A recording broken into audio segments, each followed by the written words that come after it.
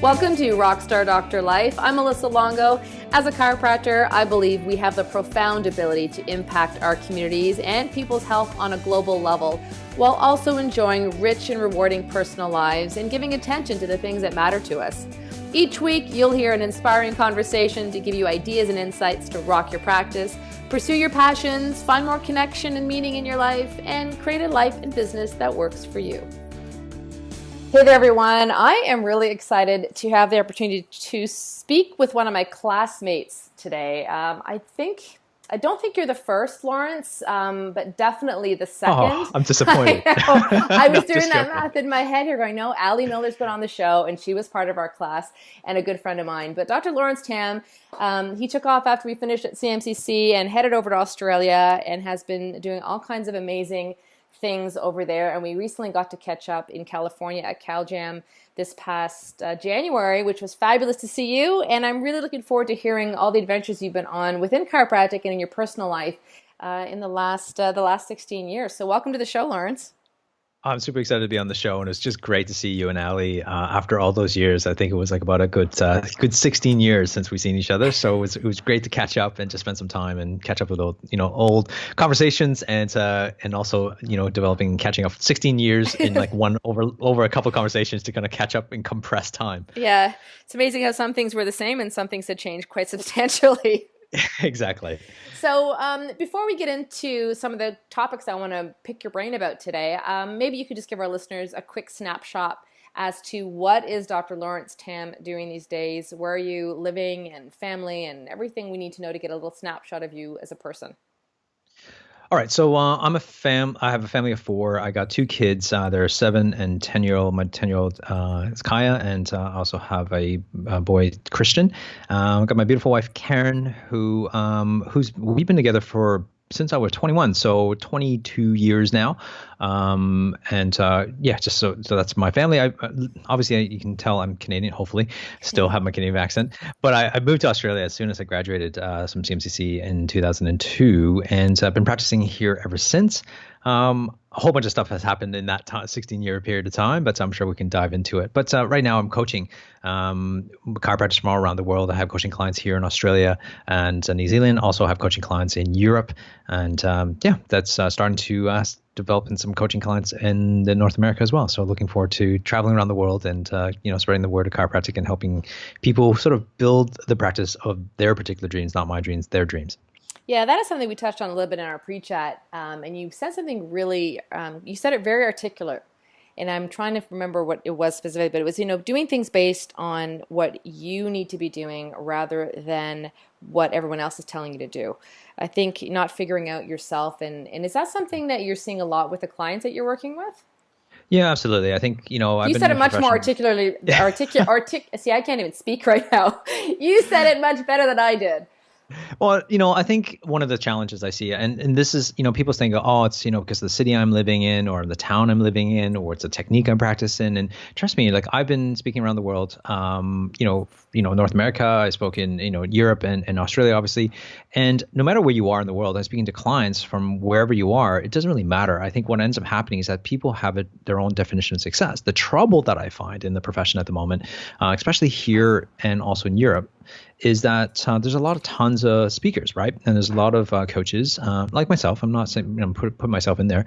And we tell a story. We paint a story of success. And oftentimes what I find is that what's troubling is that you paint this story of success, and then all of a sudden people have this ambition or this definition in their mind, like, oh, I need to achieve that, or that's what success means. And what it does, it actually pulls people away from their true authenticity. And I find that that's really troubling, because what really should be mattering in your life is about you should be aligned with who you are and build a practice of what you desire, not what I desire for you, what you desire, and no matter what anybody says, you need to define the success. Now, that may take you years to figure out. I'm not suggesting that's an easy task to do, but it's your process, it's your time, and it's your life. And so don't let anybody dictate what success means to you. I don't care if it's 200, 300, 500,000 a week. It doesn't matter to me. What I really want to know with my clients, the first off, is, I want to try to get a 360-degree view of your life. What's going on with you? Pretty much how you started this conversation. Like, what's your family like?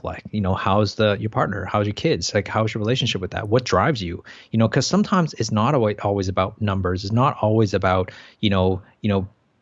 money, or it's not always about, promoting chiropractic. Sometimes some people just want to have a practice to live the life that they want. They want to travel. They want to do whatever they want. So I have a thing called align and amplify, because you need to be aligned with who you are first, then amplify that message loud and clear. So you actually create this resonance, right? This frequency that allows people to resonate with you, only to those people who actually hear that frequency, basically the people who resonate just like you.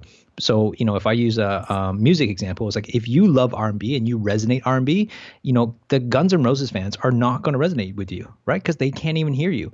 So but you can't resonate, and you can't amplify something until you're aligned, until you've figured out that your practice is aligned with who you are as a person and what you want ultimately one life. And then once you amplify that, then you can amplify this amazing frequency, and those people who go, I get you, you get me, I want something that you have to offer, then they come to you. And then your patient traction becomes so much easier. Well, it's like finding your niche, right? And really doubling down on who you are and the services that you offer, and being really great at that, rather than trying to please everyone in a skill set that maybe you don't even have. That's right. Exactly. And the thing is that we're trying to, and at the beginning, I get it. When we first come out of, university or school or college or whatever, we're always trying to figure out what we are about. So then we have a tendency of following certain people, and that's okay to begin with. But I think over time, you got to tease it out and going, okay, what is it about this do I like? And what do I not like about it? And how do the goal, I think, in life, for me anyways, and this is just my opinion, is about figuring out, what are you about? Who are you in this world? What kind of impact do you want to make? And how do you see yourself in this universe that we live in? And then apply all the energy towards that. But first, you got to figure that out first. And no one can tell you what it is. I think, we want someone to, like, my goal is, like, I wish someone just tell me what I should be doing. Of course, we all want that. But no, that's not going to happen, right? What's going to have to happen is that you're going to have to go through hardship. You're going to have to go through some work. You're going to have some good times. You're going to have some bad times. And then through that, you're going to figure out, this is what I like and what I don't like. And I think I'm still on the process. I'm still on the path of teasing it out exactly what I want to do. I was just going to ask you, how did you get clear on the life you wanted for yourself? I mean, you came out of school, you said, did locums, you did associate, you ran a private practice, now you're coaching others. How has that process been defined for yourself? Obviously, you're drawing on your own experiences when you share your ideas with your clients. So the process that I went through, so just kind of give you some context. So I graduated and did some locums for a few months, and then, found myself in an associateship position. I did that for about 2.5 years, and then bought a practice, and I stayed there for about a good 9 years or so. So what ended up happening in that space of time was, for me, I had to figure out what am I about? And over that time, I got, like, to be honest with you, we talked about Jamie Richards just before the call, which is another classmate of mine, ours. And one of the things that Jamie, myself, and Scott Batcher we used to have when we were in sitting in the cafeteria in second year and third year, we were trying to define our life. We had mapped out our master plan, and we used to have these mastermind groups meetings. And one of the things that I wrote on that book was I wanted to practice by the ocean. And I want to see 300 patients a week in 3 days. Like, that was written in my journal, right? And the crazy thing, we were from Toronto, so there's no ocean around us. I did not decide to move to Australia until our fourth year, until just after I got married, actually, because we got married. I went over to WCCS to Sydney. That's how I fell in love with Australia, and then came back. And that was around October 2001. So just after 9/11. So which means that I didn't know that was going to happen, but that was in my plan. Like, that was written down in second year, and I ended up in Australia. And within a year, I think within a year in practice, I achieved all my goals. Actually, no, within 2 years in my practice, 2 years in chiropractic, I achieved all my goals. I was seeing 300 a week, living by the ocean. I'm like, what now? And I was like, crap. That was my life plan. Like, that was my life goals. And then I was like, crap, what do I do? And seriously, for the next 5 years, I struggled. Not struggled in practice. I struggled with myself, because I was still seeing good numbers. I was still seeing, everything was perfect in a quote unquote, but I wasn't content. I wasn't happy, because something was missing. I'm like, I'm meant for more than this, because when you achieve your goals and don't set new ones, it's a huge challenge.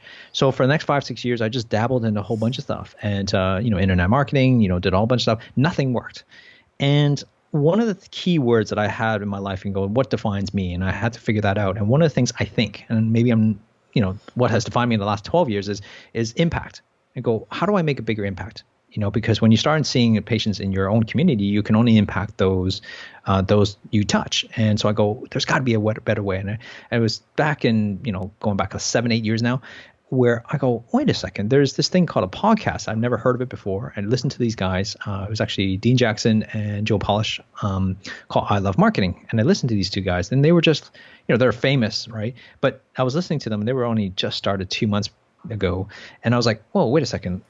You mean you can just go on radio in a way and just talk crap in a way, and that's gets broadcast to the world. I'm like, wow, maybe I could do that. And literally the next day I contacted two of my friends. I'm like, hey, what do you think about starting this internet radio show called podcasting? And so that's how we started the Wellness Guys. And we went all around the world, broadcasting that, and we hit, I can't remember, million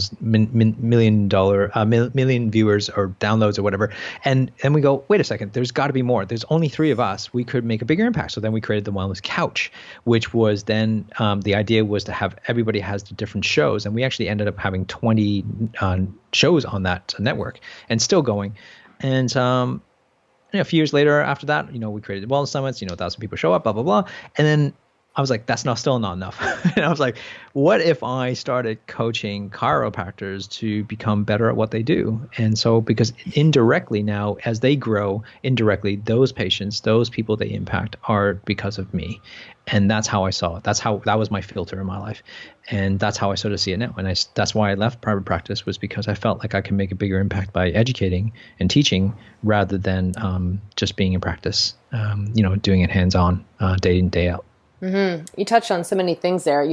First of all, the idea of, you hit your goals early, and then you had everything that you thought you wanted in life, and then you're still going, okay, what's next? Not quite feeling 100% fulfilled. And how many people out there are reaching financial success or, the other tangible, the stuff. They have all the stuff they want, but maybe their marriage isn't what they want it to be, or their personal health isn't what they want it to be. And it's just a reminder to everyone that you need to look at and you've talked about this already, defining our success in so many other metrics besides just how busy our business is. Yeah, I think that's the problem sometimes when, especially in the coaching world, I find a lot of is that people come to me because that's how we, obviously, market in a way, is that we're marketing to help you grow your practice. That's what, the needs and wants of most chiropractors. But when you actually get on a personal call with people, what you start to realize is that there's so many layers, right, individually, and there's so many layers of helping someone. Sure, like I remember one time I'd gone on the coaching call and they said, what do you want? And he goes, I want to see 300. I'm like, okay. And I just asked one simple question. I just said, why? And he paused for like a long, at least a minute, 2 minutes. I'm like, and he goes, I actually don't know. I goes, it just sounded like a nice rounded number. I'm like, okay, we got to stop there because we need to evaluate that. Because if it's just a number we're chasing, then all of a sudden, like I can help you get there. But the problem is that you might not be happy. My ultimate thing is to make people happy. I want my clients to be happy with who they are and they're satisfied. Mm-hmm. And what I found the most successful clients that come through the program that I run is that they're actually working less, happier, and not pushing and grinding, because that's the hustle, right? Like this is the whole generation of hustling, like less hustle. It's less work and they're happy, and because they're actually diving into things they actually love, because that's how you get alignment. When you get alignment, you're actually doing things you love. So it's no longer work. You don't have to work for it. Now, it doesn't mean there's no hard work to get there, right? I'm not suggesting it's like a magical wand. You have to do hard work, but when you're doing things you're actually striving for that is aligned with who you are, and you build a practice where it's your brand, not my brand, like your personal brand, then all of a sudden, like people are happier, and I want people to strive for the success without sacrificing their own true values. Mm-hmm. And I don't know what those values are for each person, but for me, I don't take on a client unless I believe that. If I believe that you're just striving goals because it's just your goals and that's it, and you're willing to compromise your values, you're never going to be a client of mine. Because mm-hmm. that's the value I stand for. Because if family's your values and you're like working like day in, day out, you're working like 50 hours a week and you never see your family, but you tell me your values for family, there's incongruency there. And that has to change. Otherwise, you're never going to be happy. Right. No, I can't agree with you more. It's making me think about, talk I gave at one of the events, and it was, creating your own rockstar doctor life. And it was, how do you go and create a lifestyle that really resonates with you and is aligned, as you said, with what you want. And then it starts with figuring out really what you want. And then, like you said, reverse engineering it and figuring out what are the steps that I need to make that happen, rather than just chasing blindly, the goals that you think you're supposed to have without ever stopping to think about whether they're actually goals that you personally want, or they're actually a vision you have for your own life. There's something that resonates with your heart and not what someone else told you. This is what success will feel like. Because I think that's what trips a lot of people up, and they find themselves, as you said, living with a high level of stress and not a lot of joy in their life. And that's not something that anyone wants. Well, the craziest thing is I've actually come across this a couple of times now lately, and it's not even just what you want in terms of success, but it's also, have we ever questioned like our philosophy?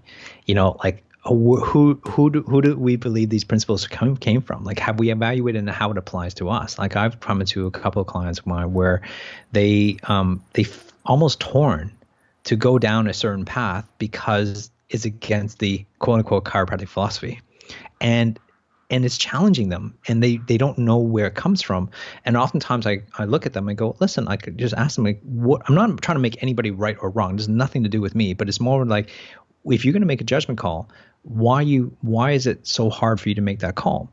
And oftentimes when you think about it, when you actually ask them, they actually have learned a certain way of thinking from a speaker maybe from like 10 years ago. And it's been ingrained in their mind. And so therefore that's how they're supposed to live. But no one's ever actually thought through and going, is it really? Does it really, do I really believe in that, or is it someone else's belief? And I'm not, like I said, I'm not trying to suggest what's right or what's wrong here, because everybody needs to go through their own filters. Everybody's got to sit down and think, the current systems current philosophy, which is the questions that you ask yourself on how you behave and how you act. Did you make them up? Did you create them and say, this is part of my life? Or did someone implant them in your brain? And do you live them unconsciously, that it was just because we heard it somewhere and they go, oh, that was good. And sometimes your philosophy is allowed to change. What you believed 10 years ago could also change. I think we need to be flexible enough to know that we need to adjust to the current times. And, marketing is one way, obviously. Like, we can't be marketing the same way we did 5 years ago. It just doesn't work, right? We have to adjust to the current marketplace, and we need to constantly evaluate ourselves, what our definition of success is, what our philosophy is, what life is meant for us, and I'm sure when my 30-year-old self compared to my 40-year-old self now is very different in how I think of the world. And I know some of the questions you used to ask with your other clients is, other interviews, like, how has children have changed your practice? Of course that they do, right? Because before practice, we're like thinking, oh, like, just do this, do that, and do that, right? Just do this stretch, you can do that. And once I had kids, I'm like, oh my God, I went back and apologized to all those moms. I'm like, I'm so sorry. I am so sorry that I made you do all this stuff, because I understand, I think that adaptation is what chiropractic is fundamentally about. Are we all about adaptation, to be able to adapt and adjust to the current environments that we're living in? And so I think we need to start questioning ourselves and where are we going with it. Yeah, and I think for myself, I had to get really clear. I was given the opportunity, rather, to get really clear in what I wanted for myself, being in my family, the kind of mom I wanted to be, the kind of life I wanted to live, when my life got rerouted dramatically, when I had to rebuild my practice and go through divorce. Anyone who's heard my story, has heard me share that.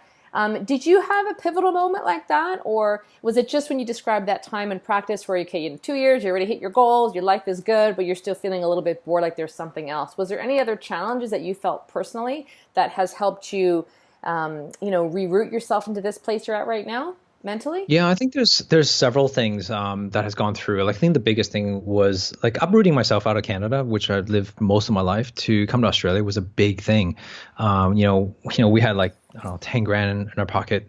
I think, Karen was working through when I was in Chiropractic college, and then we had that, and I think half of that went to like insurance right off the bat. So, and I had to support her. She quit her job, and we support her.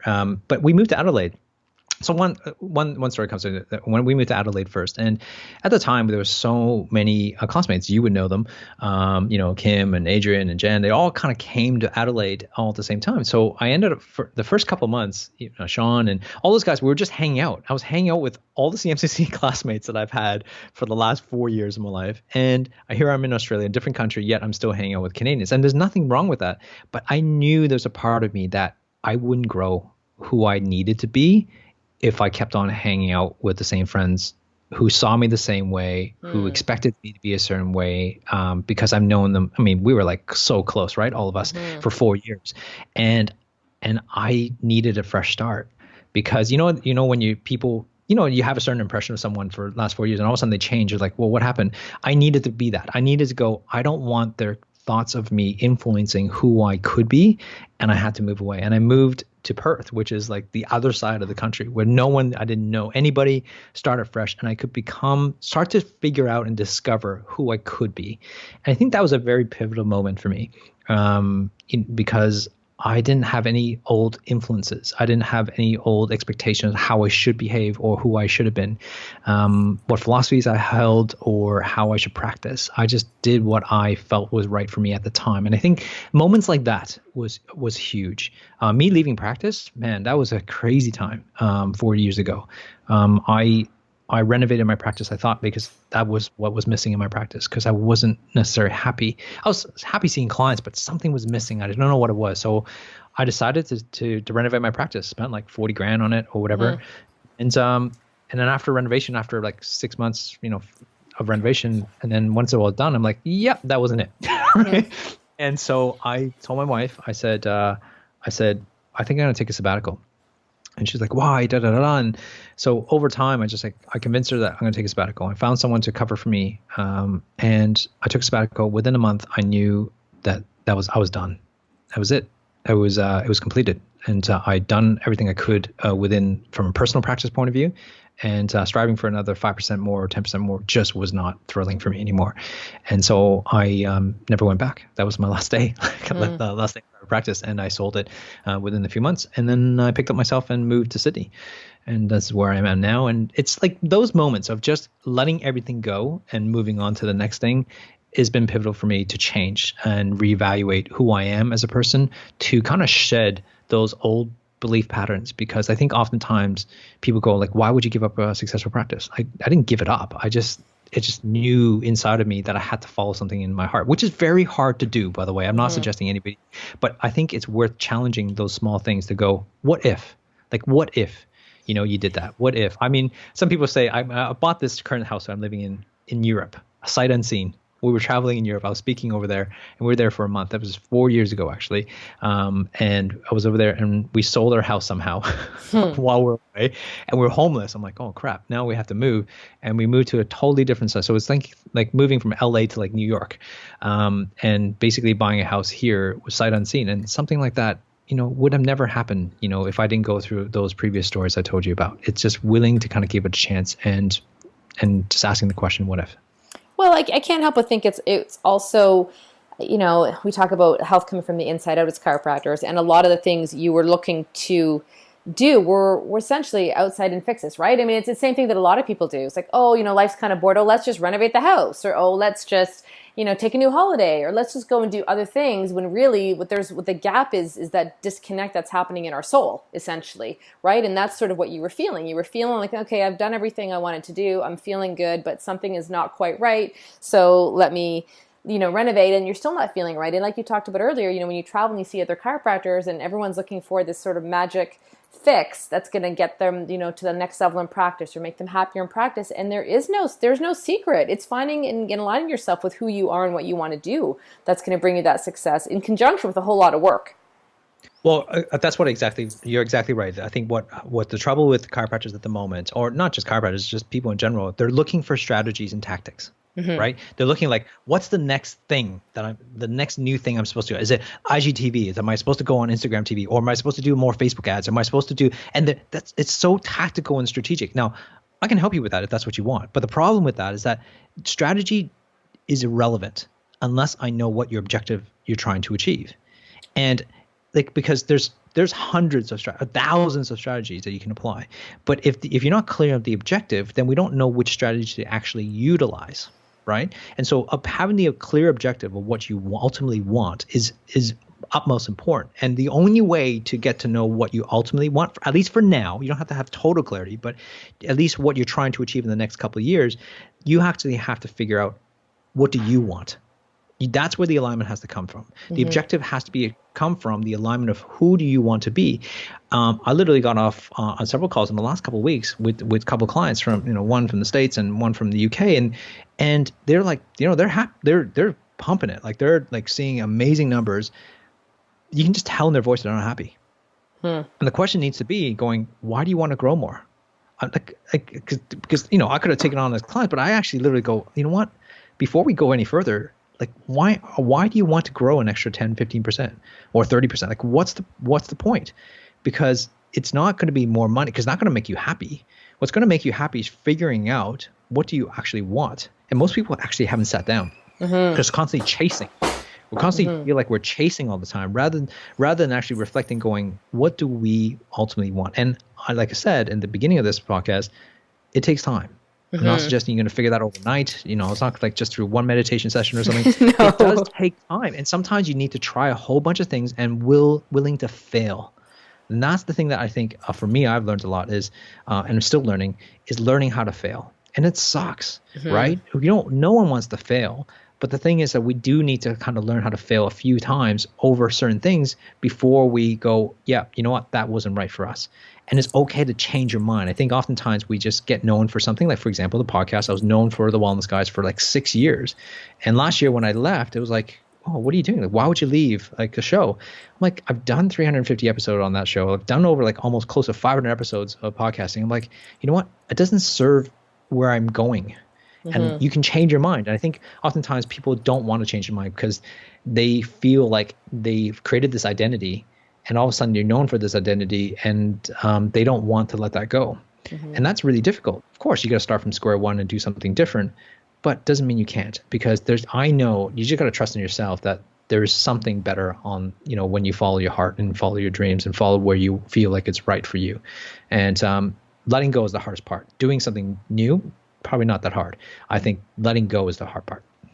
Yeah, I think you've just captured the feelings that I actually had in my head on more than one occasion and multiple times a day when I was actively listening to your podcast. And I was thinking about that as we talked about early in the show. Like, I remember renovating the space that I'm in, going through what I always call a crazy time in my life, because I decided to rebuild my life and my practice, and I had a big renovation, and I was juggling the practice and the kids and everything. And I would be, ripping down wallpaper and doing demolition in the house, and I had my iPhone on, podcasting. And I remember listening to you and the Wellness Guys and thinking, this is amazing. I can just get all this good information to help my practice while I'm doing all these other things. And I have no doubt that led me to where I'm at now with podcasting and wanting to use it as a medium of expression, because I was very grateful for you guys at that time. Oh, thank you. I appreciate that. And I think, Seth Godin talked about it best. He says that the world has changed. Like, I mean, if you think back when we graduated, like, you had to pay for information, right? It was the information age. Like, if you had access to the right information, you'll be successful. And it's changed now. Like, in a very short period of time, you're no longer in the information age. Whatever you want to learn, you can just Google that stuff, right? And you don't even have to type it in. You just go, okay, Google, and the home device will figure it out. And so the information is no longer rare. It's not it's pretty much a commodity now. What I think is what's more important now is, I think it's insights. What insights can you provide for your clients? What insights can you provide for your, whoever is listening to you? We all have access to a microphone, right? I'm not talking like the physical microphone. We actually have access to have a microphone, which then can broadcast that voice of what we want to say. And I think it's our job, it's our opportunity for us to really kind of send that message out. And that's the amplification thing I was talking about earlier. It's like, it's our right to be able to amplify what we feel, and the people who resonate with your vibe will come to you. And but you have to have the guts. You have to have the guts to be able to stand there and say, "This is who I am, and this is what I stand for." For me, that was the biggest challenge. Like, figuring out who I was and figuring out that I actually had something to offer, that was the biggest challenge for me as a chiropractor and also as a coach, and on Facebook and doing videos. I've done so many videos over the last last 5 years or so, or even more. People will think of like, oh, you're so comfortable on camera. I hate being on camera. Like it's I really struggle with it. Every time I press record, I just did one this morning. It was like, oh, do I need to do one too? I need to, like, I go through this internal dialogue in my head. But I have an obligation. I feel like I want to be able to change people's perception around chiropractic. Even if I just help one person, it doesn't matter, right? It's like help one person by being the voice and having the microphone and the technology around you to send that message out there, rather than holding back information. And rather than selling chiropractic, I think we just need to talk through you. Like, don't have to, like, no one, this is the thing that with chiropractors, right? We need to understand that within our profession, like in this conversation, we can talk chiropractic all we want. And it's like, yeah, it's awesome, right? And if we do it in a seminar, that's a chiropractic seminar, yeah, we can talk chiropractic and everybody's like really, just excited and enthusiastic about it. But if you go into the general public and we talk chiropractic like that, no one's listening. Because no one cares, right? We need to accept that. No one cares about chiropractic except for chiropractors. And that's okay. What I do think, though, that people care about is how enthusiastic, how people love the energy that we bring in, and people love our lifestyle. And so talk about your lifestyle. Talk about what resonate with your worldview in the world, and then resonate and balance that with their worldview, and then see if there's similarities in that, and help them bridge that. How you can create the insight to bridge that gap. That's the challenge that we actually have, and that's the voice that we actually have in every single one of us. I don't care how small or how big your audience is. You have the opportunity if you just willing to step into you. That's the hardest part. Stepping into you, get rid of the voice of judgment, and allow you to step into and utilize that voice to broadcast it. Mm-hmm. So what keeps you inspired these days? I mean, we talked a lot about the things about being authentic and finding yourself, and I'm sure you've had plenty of mentors and resources that you've turned to over the years in finding it for yourself, and I'm sure sharing it with your clients. What have been some of the greatest influence on you finding success for yourself and defining who Laurence is? For me, it's about like what keeps me going. So there's several questions there. So what keeps me going is me like figuring out. I love this. I can't remember who said this. I think it was Matthew McConaughey. He talks about what gets inspired to him is chasing his future self. And I love that. Like this 10-year-old version that's ahead of him. I'm 43 now. It's like chasing the 53-year-old me. Mm-hmm. And I love that. Like the thought process of that. I am chasing myself. I'm like, I don't know what I can accomplish. I don't know how much life I have left, but it's about figuring that out. On the flip side, it's my kids. It's like, I don't want to tell them what to do. I want to be the model for them to go, he's my dad, and here's what he's accomplished. I hope I can do some of that. And like, I want to impart with them thoughts and decision-making so that they can choose what's best for them. Because I know that's the only influence I have. I can't tell them what to do. They're going to make their own choices, but I just hope when they do make their own choices, they have the best decision-making tools in their brain to make the right choices for them. And so those are the two drivers for me. Like it's myself, or where I want to kind of accomplish, or where I'm pushing my limits, or where I can be, and also my kids and being a model for them. Those are my pushing drivers. In terms of people who you asked me, what was the question? People who have been some of the greatest influences on your life? Are there books, are there resources, are there tools that you have found have greatly impacted who you are today and how you define success for yourself? Yeah, like there's tons. For me, there's, in the chiropractic world, the person really kind of resonated was Dick Santo, who's no longer alive. But when I used to listen to him speak as a student and going to DEs, I think it's called DEs, yeah. Mm-hmm. And man, he just inspired me. I used to listen to tapes. I still have his tapes, cassette tapes back days, and used to listen to them over and over again in the car.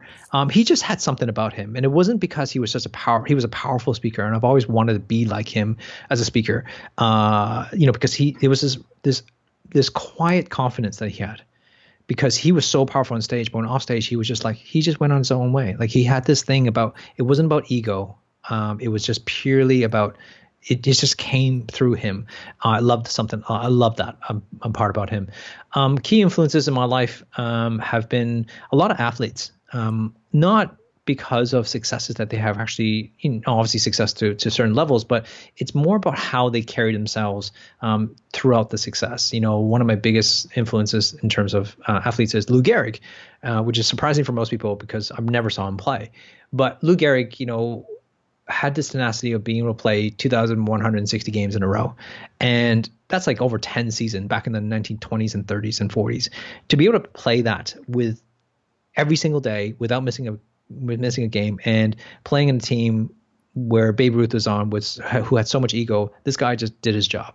He just played day in, day out, just hard work and dedication, just to kind of get him there. And the only thing that stopped him was ALS, which is Lou Gehrig disease, right? We know it today. And I think there's something admirable about that. Guys who have been the pinnacle of sports success, but didn't have the ego. Like, I love people like that. People who have been really helpful in my life has been entrepreneurs, who are in other industries. To be honest with you, I don't go to many chiropractic seminars unless I'm speaking them anymore, because most of those chiropractic seminars I find we're talking about the same thing, which is fine. What I'd love to bring into the conversation in chiropractic is different insights from different companies. I'm lucky to be part of various, mastermind groups with entrepreneurs who are mega super successful people to, smaller businesses. But what I realize that those people are all in the same. They all have the same challenges. They all have the same fears. They all have the same type of problems that every single one of us go through. I love having those type of conversations because I love taking those type of their mentality and their strategies and apply back into chiropractic, because I feel chiropractic needs an update. I think it needs a new way of thinking, and I think it needs a new way of rebranding itself. So those people have been helpful. Mindset people are really important to me, to go through the minefield that we actually have. I mean, we can take care of our bodies from a physical point of view and nutrition and exercise. We can take care of, mastering the craft, which is the art of chiropractic.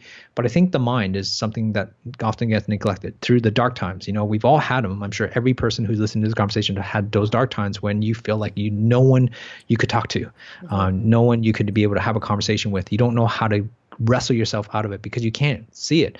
Having a coach in that mindset for me was huge. For me, it's been a guy named Phil McKernan who's been super helpful for me to guide me to figure out who I really am. Jeff Spencer has been instrumental as a mentor and also as a coach from my mindsets, who is a chiropractor, who has helped me figure out my life and where I'm losing speed and where I need to gain speed, and also to where some of my obstacles are standing my way in the future. And so people like that is super helpful. I find you need multiple coaches. I have probably 3 coaches at the moment, each for different things. One for strategy, one for, from business perspective, one for mindset. I think having multiple coaches to the things that you need is super helpful, rather than just relying on one coach to help you solve all the problems. Mm-hmm. Yeah, I couldn't agree more. But I'd love for you to dig in a little bit more into what you just said about chiropractic needing an update, as far as a brand, as far as, I'd love to just hear your thoughts, and if you could explore that topic with us a little bit. I know we're getting long in our conversation here, but I feel like you can't say that without me asking more about that. I think where chiropractic needs to land itself is that I think there's several ways we need rebranding. I think chiropractors need to upgrade their way of communicating. We are living in a world that is fast paced. We are living in a world. I mean, I said this 10 years ago, where I said Twitter's 140 characters and you need to learn to speak chiropractic in 140 characters, right? And this is 10 years ago. So things have obviously changed, because we forget. Oftentimes we think, oh, we're just taking care of the people we take care of. We're just, people our age. But we forget there's a whole brand new generations of people that are younger than us that are coming up. Now what do we have? We have millennials. We have these younger kids and generation who are going to be the main income earners, right? If not now, or definitely sooner. That's where those are your bulk of your patients. If we don't learn to speak to them, then chiropractic is going to get lost, right? You can't, and when I mean speak to them, I'm not suggesting you need to change your core principles around chiropractic. It's more about the how. They are in a digital age. They are consuming things that are way faster than what we used to have to go through. Remember, Melissa, you and I grew up in an age where there was no internet, right? So, these guys. Don't tell anyone that. Come on. I know I've got gray hair, so that probably gives it away. It's so right. So like it's just one of those things that, you know, the first internet for us was, for me anyways, was 1994 when I went to my first year in University of Waterloo. I still remember like the time when they gave us an email, right? And it was like that was within our lifetime, and that's not that long ago. And what happened? That's only 20 years ago. And so nowadays, these kids are growing up, and not kids anymore; they're adults, and they're growing up, and they grew up in this age where everything is consuming fast. So if chiropractic is to survive, I believe we need to. First of all, we need to communicate differently. And differently means meaning we need to speak to them at their language, at their pace, but also how they consume information. You and I both probably fall into this world now where we consume information fast, right? Very, very quickly. We're skimming, right? On Facebook, and we're skimming. And, you know, for someone to be able to listen to this particular podcast for this long so far, like, congratulations, right? Well done. Because most people don't even have that attention span to like, oh, 2 minutes, I'm out, right? But if you listen to this far, which means that it's something that you're interested in. So which means that what happens is we have to create interesting points and points of chiropractic that matter to them, not what matters to us. I think this is where chiropractors make the mistake when it comes to communicating. We're trying to push our principles onto the public rather than going, what is the public, how is the public, you know, perceiving the health in general, and how do we fit into that? And every community is going to be different. If you talk to someone in the city, it's going to be completely different than someone in the farm, right? And we just need to have that ability as chiropractors to rebrand ourselves depending on the demographic. And also, most important thing, you know, people talk about niche. It's not just like demographic, you know, I like to speak to the female 40, 30, the 45-year-old. It's also psychographic, right? We got geographic, which is location. Demographic is like, you know, male sex or age or whatever, and job.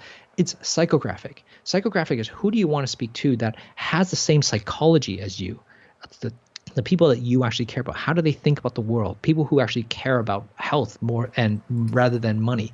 You know, those are psychographic details that we need to kind of consider to formulate your niche. And when you can develop multiple niches, then about figuring out how to rebrand chiropractic is rebranding chiropractic's message and how we communicate. And this is what going back to the original conversation is, you need to, the only way to do that is I believe that you need to figure out who you are first, alignment, and then amplify it. When you can amplify it, we would then have, people will argue against that, right? People say, well, that means that you're going to have like thousands and maybe millions of different viewpoints of chiropractic. Yeah, and I think that's okay, right? I don't think we need to have one central way of talking chiropractic. Because why? Because we have billions of people around the world, and I can guarantee one message is not going to do it. Right? What's going to require is multiple messages in different forms for people to go, I never understood from that guy, but I definitely understand from her. Yeah, I was thinking that the other day because, you know, you think about even with interviewers, right? And I was thinking like, geez, okay, you've got Barbara Walters and you've got Anderson Cooper, you've got Katie Couric, you've got all these amazing interviewers, and none of them are the same, right? They all have their own personality and their own way, and we are all unique as chiropractors too. You know, whether you're doing talks or you're, you know, speaking in your community or you're delivering care in your practice, we all have to deliver the message in a way that sounds like our voice in the languages that we use. And I was just speaking with a client before we got on this call tonight here about for me, the difference in coaching versus mentoring. For me, it's like how these are the things that you might want to communicate with someone, but how can you make them into your own script? I don't want to tell you what to say because what I say in Melissa's office might not sound the same if you try to say the exact same words in Lawrence's office because you're not Melissa. Exactly. You don't want to be a mini me. You want to be your version of you. Yeah. And that's why I think scripting is, I don't use scripts for that reason, because scripts makes you sound like me. I have frameworks. So here's the frameworks of how I believe things should work. And then you need to adopt your own language into that framework, because now we can hang everything on that. Yeah. And I think that's where chiropractic needs to have. We need to take ownership rather than, hey, could you just give me this and I'll just do that? Right? Just tell me the strategy. Tell me the Facebook strategy and I'll execute that. Or tell me what to say on video. No, I'll never give my clients this is exactly what you need to say. No, here's the point of maybe I'll give you some suggestions around what you should say, but I'll never say this, say this, say this, because that doesn't work. Because people will pick it up on video or on podcast, whatever, wherever they're listening to or seeing you, they're going to see it and goes, no, I don't believe it. They can't put their finger on it, but there's something about it that I don't get. And you've interviewed so many people, hundreds of people on this podcast here, and some of your listeners are going to go like, I really don't like this person, or I really like this woman, or I like this person, or like I like half the stuff that this person said. It doesn't really matter as long as you're getting the message, right? As long as you're taking something away from Melissa's podcast and go, whoa, like I love this. Thank you for putting the podcast on. That's what she's doing. She's interviewing a variety of different people here so that you get a different perspective on how chiropractic could be, right? Not what it should be, but what it could be. And then you got to take that and go, all right, how do I apply that in my world? And I think I love to make sure the listeners leave with that. It's like, if I can leave anything with you, figure out what you want to do, take whatever you can from whatever I spoke about today. I don't want you to take everything. I just want you to take something and go like, and you go, I really like what he said there. Great. But why? Why was it so impactful for you? If we can figure out the why, then that's going to be helpful for you to actually ingrain it into your busy life. But more importantly, it's going to help shift you that much better to become that much closer to the chiropractor you meant to be. Yeah, I think finding your voice, and I'm also looking at my notes here of you saying, step into you. I mean, those are double down on you, right? Be you and find who you're going to show up with in your own practice, in your community. And that's certainly some of the main values that I have for the show and the message and my goal with bringing it to people. So thank you for being you, and thank you for showing up and sharing your stories and your journey with chiropractic. And thanks for doing the podcast, and thanks for being my friend, and thanks for continuing to influence other chiropractors with your vision and how they can impact their own communities. Well, thank you for what you're doing. I think, having podcasts like this for that chiropractor right now that's listening going, man, I believe chiropractic can be very lonely. It's very silo-y.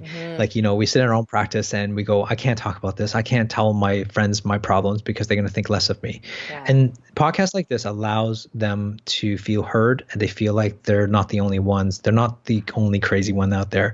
And I think, for me, if I had to say anything, is stay in your lane. You're running your own race. Don't stop comparing yourself to everybody else, which I've done for a long time and probably still do to this day, but I am getting better at it. And the key thing is to just go after your own race and stop looking to your left or right. Just look straight ahead and keep doing what you're doing. Thanks again for your time. And listeners, I will apologize. I feel like I've been not as polished on this conversation as I normally have. It's late here for me. We obviously have a time zone with Laurence being in Australia. So forgive me for any of the blips in my normal vocabulary that I feel a little less polished here tonight. But that's just because I'm a little tired. But again, thanks for your time, Laurence. And this has been a great conversation. I've certainly enjoyed it. Well, all the best to you guys, and best of luck. Thanks for being here today. If you like this show, please share it with another chiropractor and connect them with this message. We are always better off together than we are alone. If you haven't yet subscribed, head on over to Apple Podcasts or iTunes, and don't forget to rate and review the show while you're there. Be sure to connect with me on Instagram and Facebook, and find out more about today's guests and all things Rockstar Doctor Life by clicking in those show notes. See you next time.